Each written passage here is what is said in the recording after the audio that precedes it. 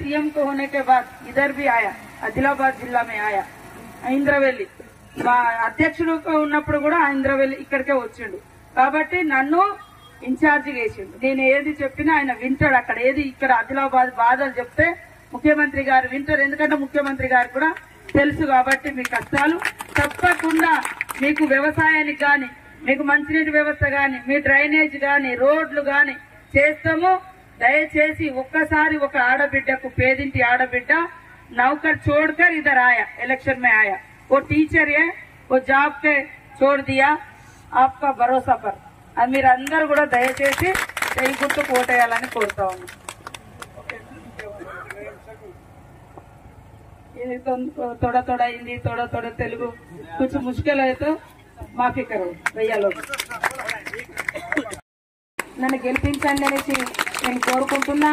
ఎందుకంటే ఏ పార్టీ కూడా మహిళలకు టికెట్ ఇవ్వలేదు ఇప్పటికీ.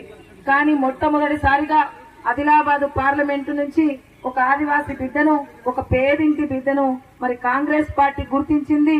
అదే విధంగా రేపు మీరందరూ కూడా ఒక పేదింటి బిడ్డను గుర్తించి రేపు చేతి గుర్తుకు ఓటేసి ఒక ప్రశ్నించే గొంతుగా నన్ను పార్లమెంటు పంపిస్తే ఈ ప్రాంత అభివృద్ధి కొరకు నిధులు, నియామకాలు, ఉద్యోగాలు, ఉపాధి అవకాశాలు అన్ని కూడా కొట్లాడి తీసుకొచ్చి ఈ ప్రాంత అభివృద్ధి కొరకు తప్పకుండా పాటుపడతాననేసి తెలియజేస్తున్నా. ఎందుకంటే బీఆర్ఎస్, బీజేపీ మనం చూసాం. మరి ఆత్రం తక్కువకి మరి బీఆర్ఎస్ పార్లమెంట్ టికెట్ ఇచ్చింది. మరి అక్కడ అసెంబ్లీ ఎన్నికల్లో మరి ఆసిఫాబాద్ నియోజకవర్గంలో అతను ఏం పని చేయలేదు, అతను గెలవడు అని అక్కడ మరి బీఆర్ఎస్ అప్పుడు ఇవ్వలేదు. మరి ఉమ్మడి ఆదిలాబాద్ జిల్లంతా 7 నియోజకవర్గాలు ఎట్లా అభివృద్ధి చేస్తాడు? మరి ఒక్క నియోజకవర్గాన్ని అభివృద్ధి చేయడానికే చేతగాని వ్యక్తి మరి ఆ 7 నియోజకవర్గాలను ఎట్లా అభివృద్ధి చేస్తారు అని ఆలోచించవలసిన అవసరం ఉంది. మరి బీఆర్ఎస్ పైన లేదు, కింద లేదు. మరి అభివృద్ధి ఎట్లా జరుగుతుంది? జరగదు కదా. మనమైతే మీరందరూ కష్టపడి మరి రాత్రనక పగలనక కష్టపడి ఈ రోజు మరి రాష్ట్రంలో కాంగ్రెస్ ప్రభుత్వాన్ని ఏర్పాటు చేసుకున్నాం. మరి దేశంలో కూడా రేపు మనం ప్రభుత్వం ఏర్పాటు చేసుకుంటే మనం అందరం కూడా బడుగు బలహీన వర్గాలం, ఎస్సీ, ఎస్టీ, బీసీ, ఓబీసీ, మైనార్టీలం మనమంతా కూడా మరి ఇలాంటి ఈ ప్రాంతంలో అభివృద్ధి చెందాలి అంటే మరి రాష్ట్రంలో రాహుల్ గాంధీ గారు ప్రధానమంత్రి కావాల్సిన అవసరం ఉంది. అందుకని అన్నలారా, తమ్ముళ్లారా, మీరంతా కూడా మరి రాత్రనక పగలనక నా విషయంలో కూడా రాబోయే పార్లమెంట్ ఎన్నికల్లో మరి తప్పకుండా నాకు ఓటేసి ఘన మెజార్టీ తోటి నన్ను ఈ ప్రాంతం నుంచి మరి నాకు పార్లమెంటుకు పంపిస్తారనేసి నేను కోరుకుంటూ ఒక్క అవకాశం నాకు ఇవ్వండి. నేను కొంగు జాసి అడుగుతున్నా మిమ్మల్ని. ఈ ఆడబిడ్డకి ఒక్క అవకాశం ఇవ్వండి. మొట్టమొదటిసారిగా ఈ ఆడబిడ్డ కాంగ్రెస్ పార్టీ నుంచి టికెట్ తెచ్చుకుంది. అదే విధంగా కాంగ్రెస్ పార్టీ నుంచి టికెట్ తెచ్చుకోవడానికి కూడా మీ అందరూ ఆశీర్వాదాలే అనేసి నేను అనుకుంటున్నా. మీ ఆశీర్వాదంతో ఈ రోజు కాంగ్రెస్ పార్టీ నాకు టికెట్ ఇచ్చింది. అందుకే ఈ పేద బిడ్డ మీ మధ్యలో ఉంటది, మీ సమస్యల్లో ఉంటది, మీ సమస్యల్లో భాగస్వామి అవుతది. సత్యదాకా ఈ బిడ్డ మీ అందరి మధ్యలో ఉంటదనేసి హామీ ఇస్తున్నా.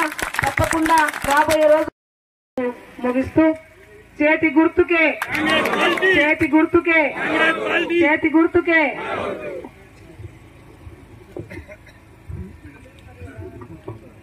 आता आपल्या तेलंगणा राज्याचे मंत्री महोदय श्री सीतक्क यांनी बोलतील. చేతి గుర్తుకే, हाथ निशान के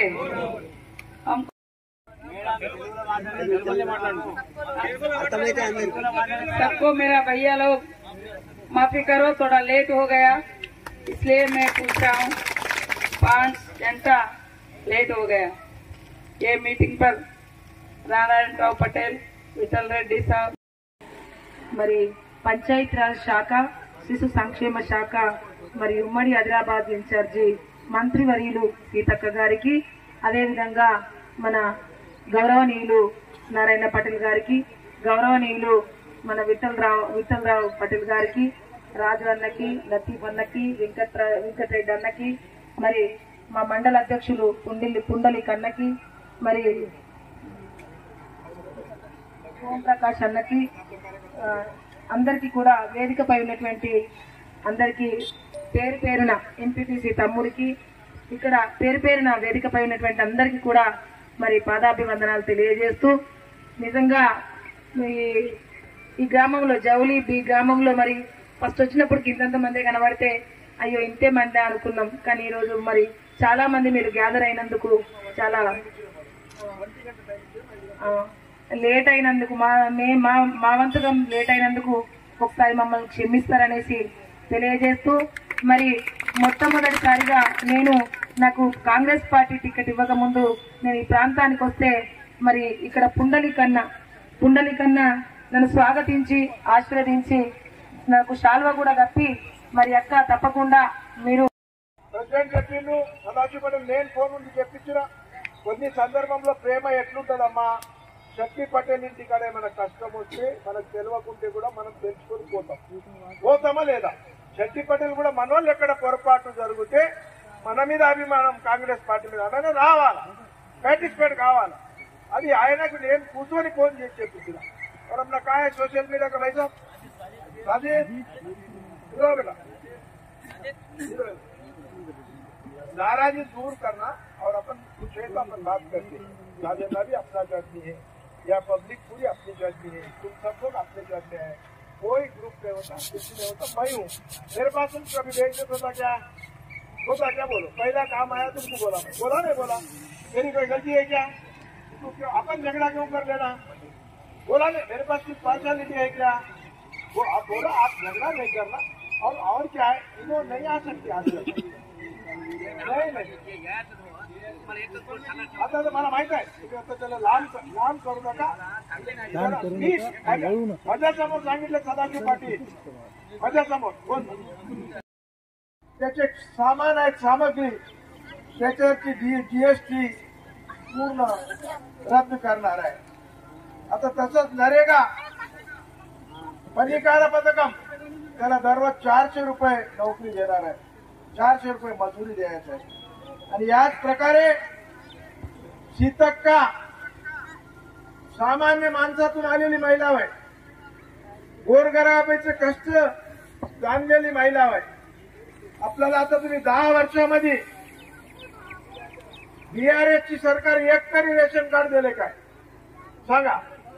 राजशेखरीच्या काळामध्ये घरोघर फिरून आपण आमदार होता, माझा पण सरपंच होता, 100% लोकांना कार्ड दिलं होतं. दिलं की नाही? घरं दिलं, 2 इथं 100 दिवशी घरं दिलं. या 10 वर्षामध्ये घरं बांधलेत काय? सरकार दिली काय? त्याच्यामध्ये विठ्ठल रेड्डीची काही चूक नव्हती. सरकारची पॉलिसी, केसीआरची पॉलिसी, ज्या दात्याला आपण दळतो त्याच दात्याचं गाणं म्हणावं लागतं. म्हणाल की नाही सांगा? त्याची कोणाची काही चूक नव्हती. आता मी खुला बोलतोय भाऊ, हसू नका. आता मी बोललो जे आम्हाला सोनिया गांधी, सीतक्का, रेवंत रेड्डी सांगितलं आम्ही तुम्हाला येऊन सांगितल्या. 62च्या सरस्वतीमध्ये आम्ही మీరు కూర్చుండాలి కదా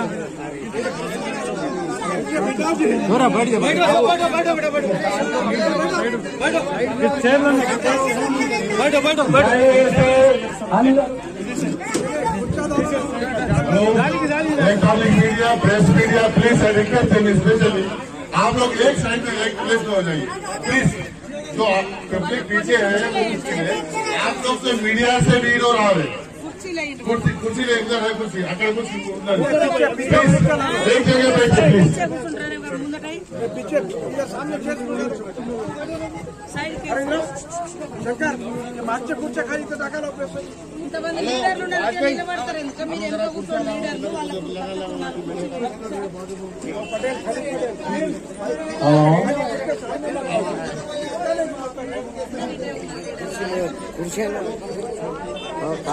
ఇప్పుడు ఖానాపూర్ మాజీ శాసన సభ్యురాలు రేఖా నాయక్ గారు తన అమూల్యమైన సందేశాన్ని ఇవ్వాలని కోరుతున్నాం. అడవుల తల్లి నుంచి వచ్చిన ముగ్గురు అడవుల తల్లి నుంచి వచ్చిన తీసిస్తారని కోరుతున్నాం.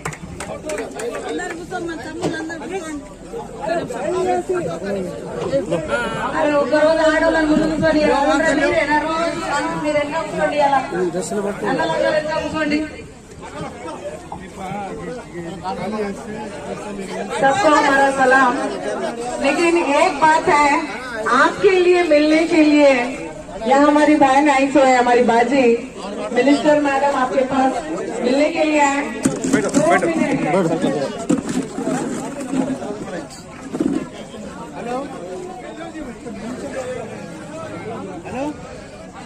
बेचारे हमारे औरत तो हमारे बहना तो खामोश बैठे, लेकिन हमारे जो पीछे है आगे है वो चिल्ला रहे। क्योंकि लेकिन अपन ये सोचना जरूरी है, अब कौन सी सरकार है जो गरीबों की सरकार कांग्रेस पार्टी है। ये आज बनी सो सरकार नहीं है, ये 50-60 साल से है सो सरकार है। गरीबों के लिए बनी सो सरकार है, आजादी दिलाई सो सरकार है। आज राहुल गांधी, सोनिया गांधी, राजीव गांधी, इंदिरा गांधी देश के लिए कुर्बान हुए सो पार्टी है। लेकिन आप लोग ही यहाँ पर आए सो मेरे बाजियां, वो लोग ही नहीं, आजू बाजू लोगों से भी वोट दिलाना अपना काम है।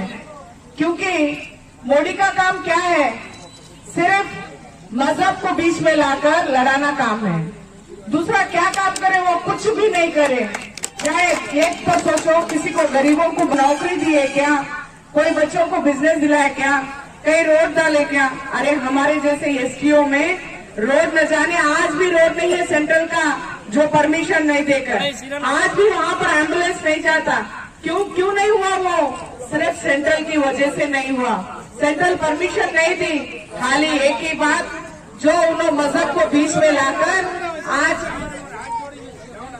अल्लाह ऐसा चिल्लाए तो कैसे हमारी बाजियां टाल लिए तो जरूर सरकार लाती। वो ताकत हम बहनों में है नहीं है। थोड़ा उन लोगों को क्लैप्स मारे तो बेचारे वो लोग भी खुश होकर, जहाँ पे वजीफा ये बनी सो सरकार है।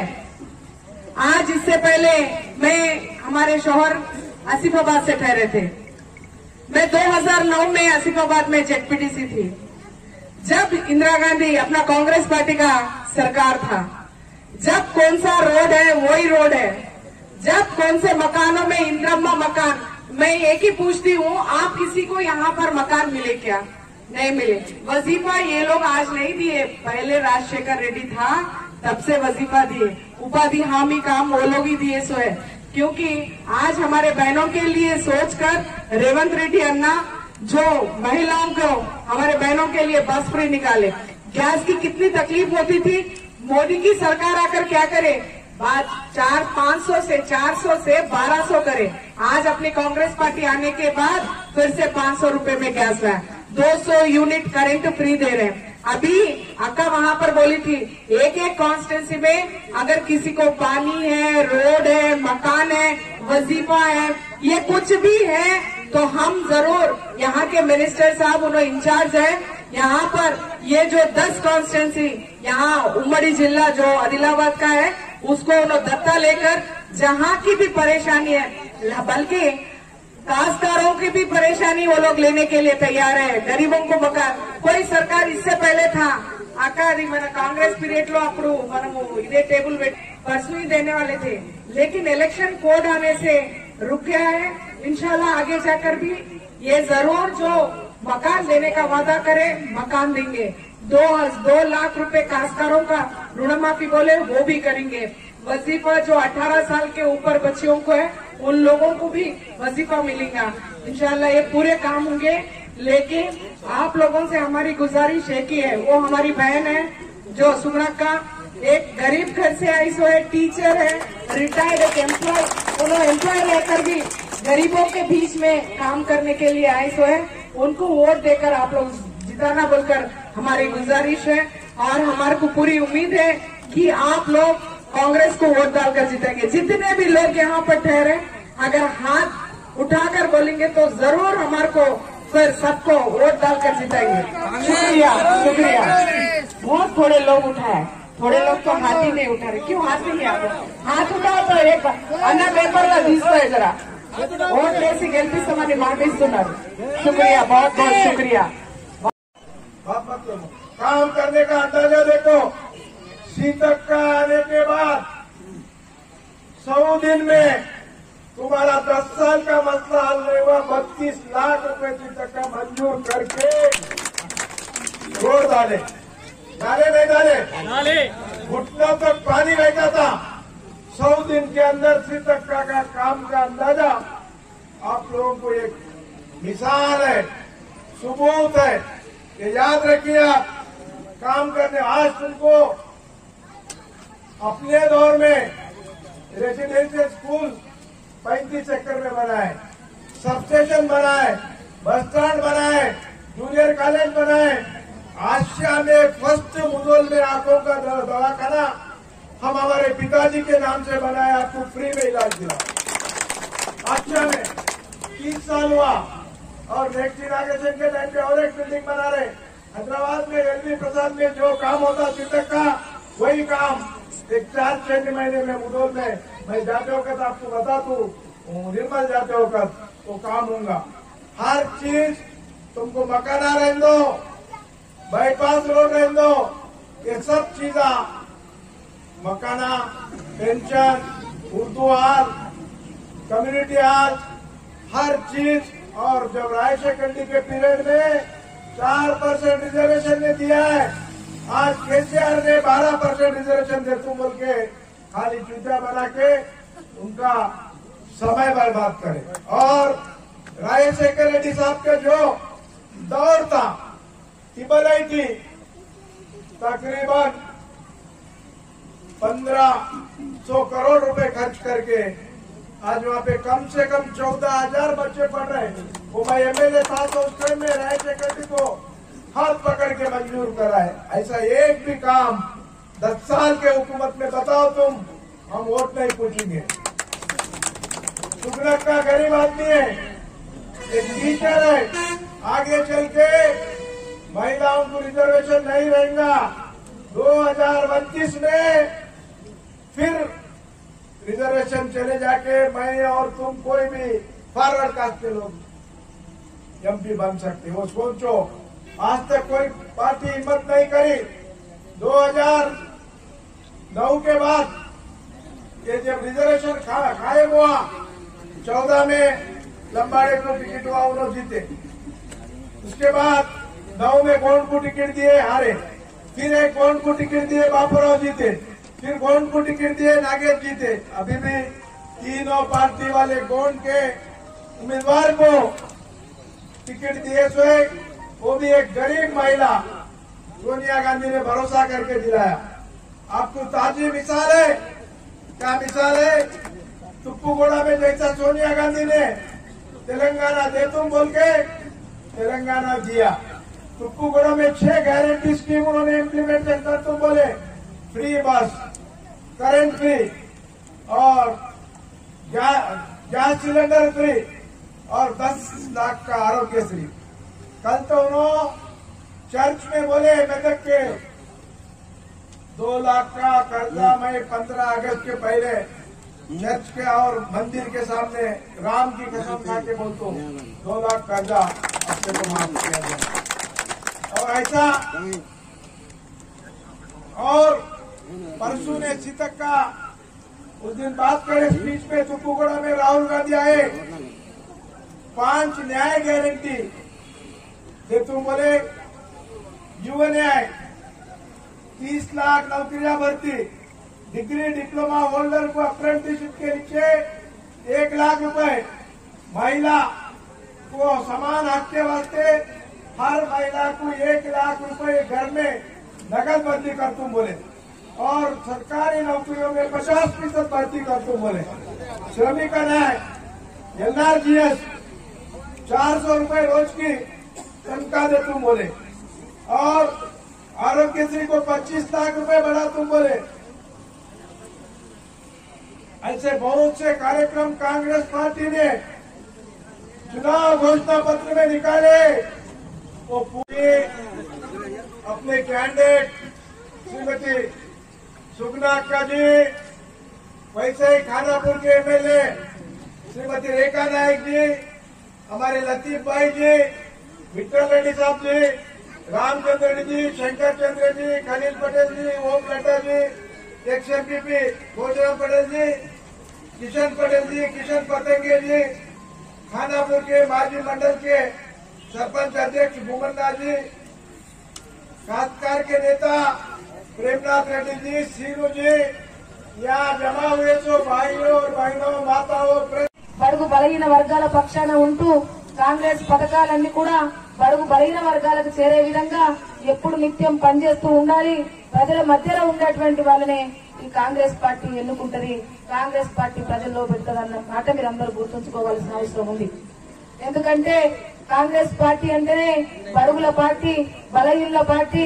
కాంగ్రెస్ పార్టీ అంటేనే అభివృద్ధి చేసేటువంటి పార్టీ ఏదంటే కాంగ్రెస్ పార్టీ. కాబట్టి మీరందరూ కూడా మరి ఒక పేదింటి బిడ్డను కాంగ్రెస్ పార్టీ గుర్తించింది కాబట్టి మీరంతా కూడా ఈ పేదింటి బిడ్డకు రేపు రాబోయే రోజుల్లో మే 13 నాడు చేతి గుర్తుకు ఓటేసి రేపు గెలిపిస్తే ఈ ప్రాంతంలో తప్పకుండా వచ్చి నేను మరి అభివృద్ధి చేయడానికి ముందుంటాననేసి కూడా హామీ ఇస్తున్నా. ఎందుకంటే కాంగ్రెస్ పార్టీ లక్ష్యం కూడా అదే అన్నమాట. ఇక్కడ నుంచి number 1 parliament, Adilabad parliament number 1 parliament నుంచి భారీ మెజార్టీ తోటి నన్ను గెలిపిస్తారనేసి ఆశిస్తున్నా. భారీ మెజార్టీతో గెలిపించి మరి ప్రశ్నించే గొంతుకగా నన్ను పార్లమెంటుకు పంపిస్తే అక్కడ రాహుల్ గాంధీ గారు ప్రధానమంత్రి అవుతారు. ప్రధానమంత్రి అవుతే నేను అక్కడ మరి నిధులు కావాలి, నియామకాలు కావాలి, ఉద్యోగాలు కావాలి, ఉపాధులు కావాలి, మా ప్రాంతం అభివృద్ధిగా తెచ్చి ఈ ప్రాంత అభివృద్ధి కొరకు పాటు పడతాననేసి హామీ ఇస్తున్నాం. ఇక్కడ సీతక్క గారు మరి కోరి ఈ ప్రాంతాన్నంతా ఉమ్మడి ఆదిలాబాద్ కి మరి ఇన్ఛార్జ్ తీసుకున్నారు. ఈ ప్రాంతం అంతా చాలా వెనుకబడినటువంటి ప్రాంతము, ఈ ప్రాంతాన్ని తప్పకుండా అభివృద్ధి చేయవలసిన అవసరం ఉంది అనేసి మరి ఈ ప్రాంతాన్ని తన ఇన్ఛార్జ్ తీసుకోవడం జరిగింది. మొట్టమొదటిసారిగా ఈ ప్రాంతానికి సీతక్క గారు మరియు గౌరవనీయులు విఠలరావు గారు మరియు గౌరవనీయులు నారాయణ పటేల్ గారు, మాజీ ఎక్స్ ఎమ్మెల్యే మరి రేఖా నాయకక్క గారు, ఇక్కడ ఓం ప్రకాష్ అన్న గారు,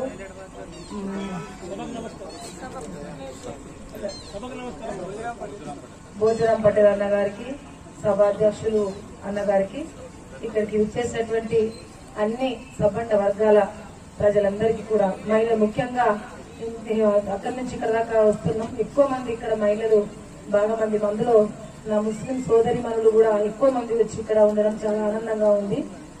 అదే మీడియా మిత్రులకు కూడా మేము ఎక్కడికి వెళ్ళినా కానీ దాదాపుగా ఫస్ట్ నేను వచ్చినప్పుడు కూడా మీడియా మిత్రులు నన్ను ఆదరించి అక్కడ చేర్చుకున్నటువంటి మీడియా మిత్రులకు నేను ప్రత్యేక ధన్యవాదాలు, అందరికీ కూడా ధన్యవాదాలు తెలియజేస్తూ, ముదోల్ నియోజకవర్గం అది ముదోల్ మండలంలో మరి ఏర్పాటు చేయడం చాలా ఆనందంగా ఉంది.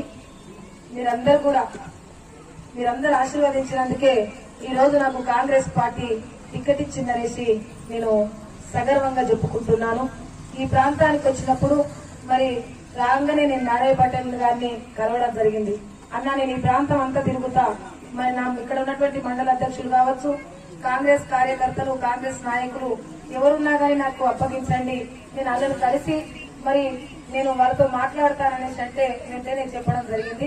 అందరితో కలిసి నాకు దాదాపు ఇక్కడ మొదలు మండలంలో నాకు దాదాపు ఒక 50 మంది దాకా నాతో ఉండి తిరిగి మరి చెల్లె అక్క మీకు రేపు రాబోయే రోజుల్లో తప్పకుండా కాంగ్రెస్ పార్టీ మీకు టికెట్ ఇస్తుంది, మేమందరం కలిసికట్టుగా ఓటేసి మిమ్మల్ని గెలిపిస్తామనేసి కూడా ఇక్కడ అందరూ చెప్పడం అనేది కూడా జరిగింది. నాకు ఆనందం.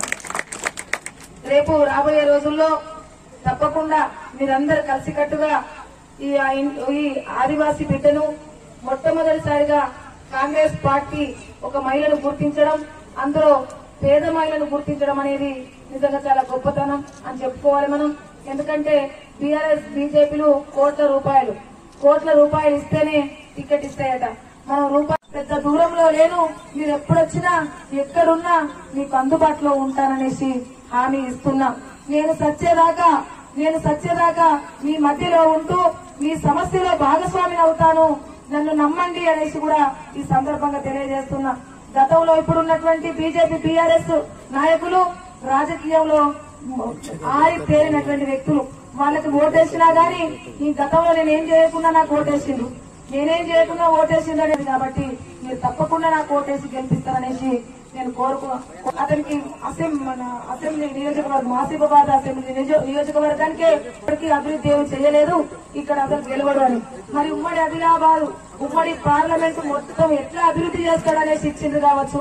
అంటే ఎక్కడన్నా ఎక్కడేసిన బొమ్మలు అక్కడున్నా పర్వాలేదు ఏమన్నా కానీ అనేది వాళ్ళ యొక్క ఉద్దేశం అన్నమాట, టీఆర్ఎస్ పార్టీ యొక్క ఉద్దేశం. ఇక పోతే బీజేపీ నుంచి గోడం నాగేశ్వరరావు వాళ్ళ తండ్రుల నుంచి రాజకీయం అనుభవించిన వాళ్ళు. ఒక సీఎంఏ తక్కువ అతనికి. మరి బీజేపీ మనకు చేసిందేమి లేదా? మరి బీజేపీ పార్టీని మనం దేశంలో నిలబెట్టుకుంటే ఇప్పటికే మనం 10 సంవత్సరాలు ఎట్లా ఏమనుభవించినామో మీకు అందరికీ తెలుసు. మన మొదలు మండలానికి ఏమైనా నిధులు నియామకాలు మనల్ని అడిగితే మేము మా కాంగ్రెస్ ప్రభుత్వము కాంగ్రెస్ పార్టీ గతంలో భారతదేశ స్వతంత్రం నుంచి ఇప్పటి వరకు మరి పరిశ్రమలు కట్టింది, ప్రాజెక్టులు కట్టింది, నిధులు తెచ్చింది, నియామకాలు తెచ్చింది, రోడ్లు తెచ్చింది, బళ్ళు కట్టించింది, అంగన్వాడీ కుట్రలు జరుగుతున్నాయి.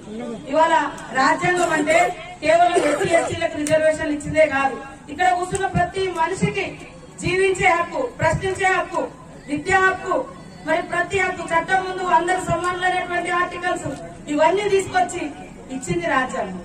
భారతీయుడు అనేటువంటి ప్రతి ఒక్కరూ ఈ రాజ్యాంగం మాది గొప్పదని ప్రపంచానికి చెప్పుకొని తలెత్తుకొని తిరిగేంత గొప్పగా ఆ రోజు అంబేద్కర్ గారు ఇచ్చింది. అణగారిన వర్గాలకు రిజర్వేషన్లు ఇచ్చారు ముందుకు రావాలని. కానీ ఈ రోజు ముందుకు తెచ్చే పరిస్థితి లేదు ఈనాడు బీజేపీ ప్రభుత్వం. దయచేసి ప్రతి ఒక్కరూ కష్టపడండి, ఒక్క అవకాశం ఇవ్వండి. 5 సంవత్సరాలు ఇక్కడ కాంగ్రెస్ ప్రభుత్వం పక్కాగా ఉంటది. నేను ఈ జిల్లాకు మంత్రిగా ఉన్నా, అభివృద్ధి చేసే బాధ్యత నాది.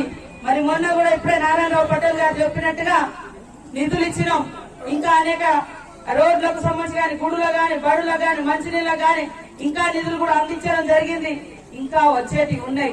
నా బాధ్యత ఒక పేదింటి బిడ్డకు ఒక అవకాశం వచ్చింది, ఒక ప్రశ్నించే గొంతు, 50 కేసులున్నా కూడా భయపడకుండా పోరాడుతున్నటువంటి వ్యక్తి ఈ రోజు మీ పార్లమెంట్ అభ్యర్థిగా నిలబడుతుంది. దయచేసి మీరందరూ కష్టపడి ఈ కొట్లాటలు, ఈ గొడవలు ఇవి కాకుండా స్వేచ్ఛగా ఎవరి హక్కులు, ఎవరి విశ్వాసాలు, ఎవరి నమ్మకం, ఎవరి ఊర్లో ఏ గుడి, ఏ బడి, ఏది ఉన్నా అది మన గుండెలో పెట్టుకొని పూజించుకొని అందరం ఈ ప్రాంత అభివృద్ధి కోసం పాటుపడదామని తెలియజేస్తూ మరి మీరందరూ కూడా ఆలోచించండి. మా అన్నలు నేను ఒకటే అడుగుతున్నా, ఆదిలాబాద్ నుంచి ఆర్మూర్ రైలు ఎందుకు ఇవ్వలే? 10 ఏళ్ళు అయింది.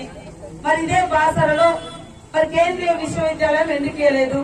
మరి ఏదైతే బాసర ఐఐటి ఉందో, IIIT ఉందో అక్కడ వచ్చేటువంటి సమస్యల మీద మీరు ఎందుకు ఫోకస్ పెట్టలేదు గత 10 సంవత్సరాల నుంచి? మరి ఈ రోజు కస్తూరిబాలు ఇచ్చినా, మోడల్ స్కూల్ ఇచ్చినా అన్ని మేమే ఇచ్చినాం. మరి ఎందుకు మీరు ఈ ట్రైబల్ ప్రాంతాలకు విద్యా వ్యవస్థను డెవలప్ చేయలేకపోయారు? ఇది మీరు జవాబు చెప్పి బీజేపీ వాళ్ళు ఓట్లు అడగాలని. కాంగ్రెస్ చెప్పిన ప్రతి హామీ కట్టుబడి ఉంది. బస్సు గాని, ఆడవాళ్లకు 200 యూనిట్ల కరెంట్ ఫ్రీ గాని, ఇప్పటికే 500కే గ్యాస్ సిలిండర్ గాని, 5 లక్షల ఇల్లు కూడా ప్రకటించడం, 8,000 కోట్లు కూడా కేటాయించడం జరిగింది. ఎలక్షన్ కోడ్ ఉంది కాబట్టి ముగ్గు కోసడం ఆగింది. అప్లికేషన్లు అన్ని తీసుకొని పెట్టడం జరిగింది. ఆరోగ్యశ్రీ 10 లక్షలు కూడా మరి ఆగస్టులో 2 లక్షలు ఖచ్చితంగా దేవుని మీదనే, అదే శ్రీరాముని మీద మరి ప్రమాణం చేసి మా రేవంత్ రెడ్డి గారు చెప్పడం జరిగింది. ఆయన జిద్దు మనిషి, పట్టిందంటే విడోడు, చెప్పిందంటే చేస్తాడు. అది రాహుల్ గాంధీ నైజం కదే, రేవంత్ రెడ్డి నైజం కదే. దయచేసి మాయ మాటలు పట్టించుకోకుండా అభివృద్ధి చేసేటువంటి కాంగ్రెస్ పార్టీ. ఒకప్పుడు కాంగ్రెస్ పార్టీ ఎట్టే టైంలో రైతుల రుణమాఫీ అంతా చేశారు ఒకప్పుడు. మళ్ళా ఇప్పుడు అదే జరగబోతుంది. నమ్మండి, ఓట్లేయండి. రైతు బంధు కూడా పడ్డాయి, ఇంకా కొంతమంది ఆగినాయి. కొద్దిగా డబ్బుల కాడ మీకు తెలిసి 7 లక్షల కోట్ల అప్పు ఉంది, జీతాలు ఇవ్వలేని పరిస్థితి ఉంది. అయినా కూడా వ్యవస్థ నడుపుకుంటూ వస్తున్నాం. తప్పకుండా ఈ రాష్ట్రంలో మంచి జరగాలి, ప్రజలు బాగుండాలని కోరుకునే ప్రభుత్వం రేవంత్ రెడ్డి గారి ప్రభుత్వం అని తెలియజేస్తూ అందరూ చేతి గుర్తుకు ఓటేయాలని కోరుకుంటూ, చేతి గుర్తుకే. దేవుడికి భక్తులకి అనుసంధానమైంది ఏంటి? అగర్బత్తి. అగర్బత్తి మీద కూడా 5% మీరు బిల్లు వేసిరు, జీఎస్టీ వేసిరు. ఇక ఎక్కడున్నా దేవుని మీద భక్తి, దేవుని మీద రాజకీయాల కోసం వాడుతున్నారు. కానీ నేను నిజంగా ఒక మాట చెప్తా, దేవుడు ఎక్కడ ఉంటాడు? గుళ్ళో ఉంటాడు. గుడిలో ఉన్న దేవుడి మనసు ఎక్కడ ఉంటుంది, మనం ఎక్కడ పెట్టుకుంటాం, మన గుండెలో పెట్టుకుంటాం. కానీ జెండా మీద పెట్టి ఊరేగించేది ఆ దేవుళ్ళకు ఒక్కొక్క సంవత్సరానికి ఒక్కొక్క రోజు ఉంటుంది. శ్రీరామనవమికి వాళ్ళ కళ్యాణం రోజు దేవుళ్ళని ఊరేగిస్తాం, హనుమాన్ జయంతి రోజు హనుమాన్ దేవుడిని ఊరేగిస్తాం, లేదా ఇంకొక వెంకటేశ్వర స్వామిని ఒక రోజు ఊరేగిస్తాం. కానీ ఓట్లప్పుడు ఊరేగించద్దు కదా. ఓట్లప్పుడు తీసుకొచ్చి పాపం దేవుడు అంటే గౌరవించడం కూడా పార్టీ ఆ జెండా పట్టుకున్న వాళ్ళని చూసి ఆ దేవుడిని తిట్టే పరిస్థితి వస్తుంది. కాబట్టి దయచేసి ఇవాళ అభివృద్ధి అడిగితే అయోధ్యను చూపెడుతున్నారు. మరి అయోధ్య నిర్మాణానికి కూడా ఎక్కడి నుంచి పట్టుకోపోయాడు, మనం ఇంటికి తల్లింట్లో రాసిన చందాలు తీసుకుపోయి అక్కడ కట్టారు. మరి ఈ ఊళ్ళలో ఒక్క గుడన్నా సెంట్రల్ గవర్నమెంట్ నిధులు ఇచ్చిందా? గల్లి గల్లికి ఒక గుడి ప్రజలు సందాలు వేసుకొని కట్టుకున్నారు, లేదా గత ప్రభుత్వాలు ఇచ్చినాయి. మరి మీరేమి ఇచ్చిరా నేను అడుగుతున్నా. మీరు అగరబత్తి మీద కూడా జీఎస్టీ పెంచి పేదోళ్ళు దేవునికి అగరబత్తి కూడా ముట్టేయలేని పరిస్థితి తీసుకొచ్చింది. ఇది మీరు చేసిన భక్తి. కాబట్టి దేవుణ్ణి గుండెలో పెట్టుకుందాం, గుడిలో పెడదాం. కానీ ఎజెండా ఎన్నికల ఎజెండాలో దేవుళ్ళని తీసుకురాకూడదు అని బీజేపీ నాయకులకు నేను తెలియజేస్తా ఉన్నా. అదే కాకుండా మేము అభివృద్ధి అడిగితే మాకు అక్షింతలు ఇచ్చింది, ఉద్యోగాలు అడిగితే రాముని అయోధ్యను చూపెడుతున్నారు. కాబట్టి రాముడు ఉండాల్సిందే, దేవుడు ఉండాల్సిందే. అక్షింతలు ఏ ఊరో ఆ ఊరో కలుపుకొని మొన్ననే రాముని పెళ్లి చేసేది, సీతారాముల పెళ్లి. కాబట్టి దయచేసి అభివృద్ధికి నిధులు ఏమి ఇచ్చి మీరు ఒకటి చెప్పండి. ఇవాళ మమ్మల్ని 3 నెలలు కాలం మేము వచ్చి ఏదైనా మీ గ్యారెంటీ అంటారు. మరి మీరు 10 ఏళ్ల కింద అధికారానికి వచ్చేటప్పుడు ఏమన్నారు? ప్రతి సంవత్సరం 2 కోట్ల ఉద్యోగాలు అన్నారు.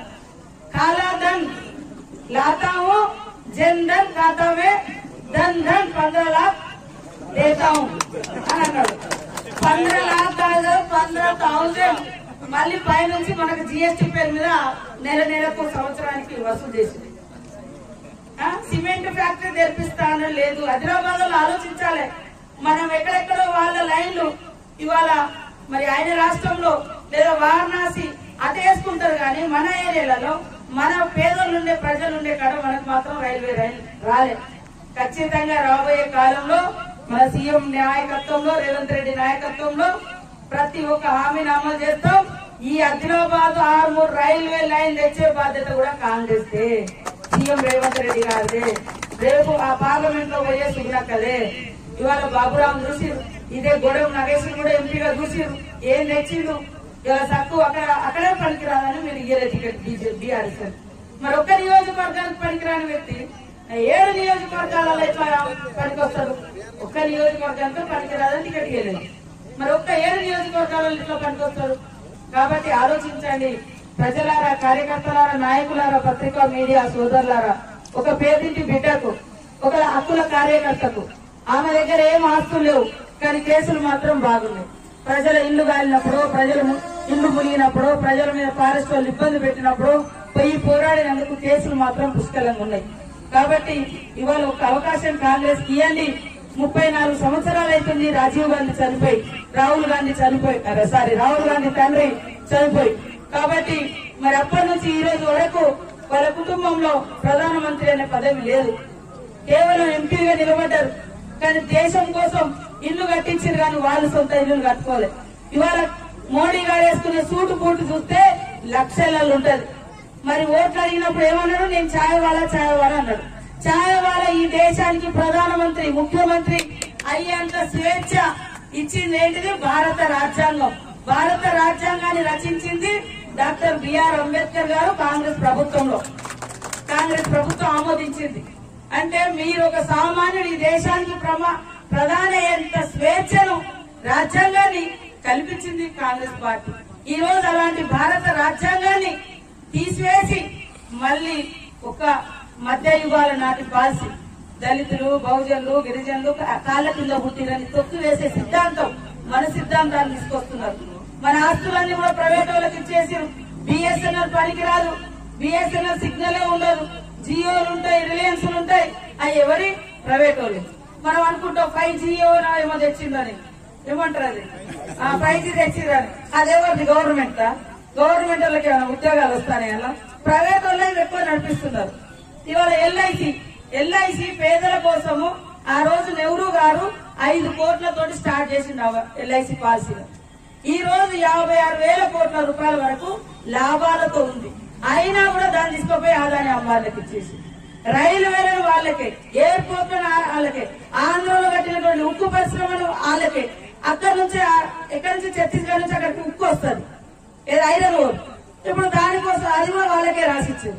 ఇక అక్కడ మొత్తం ఆదివాసీ, గిరిజన, దళిత, బహుజన ఉద్యమాల మీద ఇప్పుడు పడ్డారు. ఆయన కథం చేస్తే ప్రశ్నించుకోలు ఎవరు లేకుంటే ఇక అక్కడ నుంచి ఐరన్ ఓర్ ఎక్కడికి రావాలి, విశాఖ ఉక్కు కాడికి రావాలి. దానికంటే ముందు ఫస్ట్ విశాఖ ఉక్కును తీసుకుంటున్నారు, ఆ తర్వాత ఆ గుట్టని తీసుకుంటారు. ఇది బీజేపీ ప్రభుత్వంలో నడిచింది తప్ప ఏమి రాలేదు. కాబట్టి ఈ దేశం కోసం ప్రాణాలు ఇచ్చింది కాంగ్రెస్ ప్రభుత్వం. ఆనాడు నాయకులు నెహ్రూ గారు, గాంధీ గారు, ఇందిరాగాంధీ గారు, రాజీవ్ గాంధీ గారు, ఎంతో మంది మహనీయులు. ఇవాళ సర్దార్ వల్లభాయ్ పటేల్ పేరు చెప్పుకుంటారు వాళ్ళు. సర్దార్ వల్లభాయ్ పటేల్ కాంగ్రెస్ నాయకుడు. ఇవాళ ఆయన గాంధీ గారి సిద్ధాంతంలో నడిచింది. ఇవాళ గాంధీని చంపించింది గాడ్సే మీ నాయకుడు. ఆయన నాయకత్వాన్ని మీరు మోస్తున్నారు. మా నాయకులకు అందరూ తెలుసో తెలియదు, ఇదే తిరంగ జెండా, 3 రంగుల జెండా 54 సంవత్సరాల దాకా వాళ్ళ పార్టీ జెండా పెట్టలే, పార్టీ ఆఫీసులలో పెట్టుకోలే వాళ్ళు. మన జెండా పట్టుకుంటే బ్రిటిష్ వాడు చంపేసేది అన్నాడు. అలాంటి జెండాను ఇదే బీజేపీ మోస్తున్నటువంటి ఆర్ఎస్ఎస్ నాయకత్వము, ఏదైతే ఆర్ఎస్ఎస్ వారసత్వం ఉందో, మరి వాళ్ళ పార్టీ ఆఫీసుల కాడ లేనేలేదు. ఇప్పుడు దాదాపుగా 1 గంట 12 గంటలకే ఇక్కడ ఉన్నారని చెప్పారు. మేము మధ్యలో లేట్ అయింది. చాలా మంది చాలా విషయాలు మాట్లాడిండ్రు. మా పత్రికా మీడియా సోదరులు కూడా మాకు ఎప్పుడు ఒక పేదింటి ఆడపడుచులకు సహకరించి ఆమె గురించి ఈ లోకానికి ప్రచారం చేస్తున్నందుకు మా తరఫున మీకు ప్రత్యేక వందనాలు. మీ పెండింగ్ సమస్యలు కూడా పరిష్కరిస్తాం.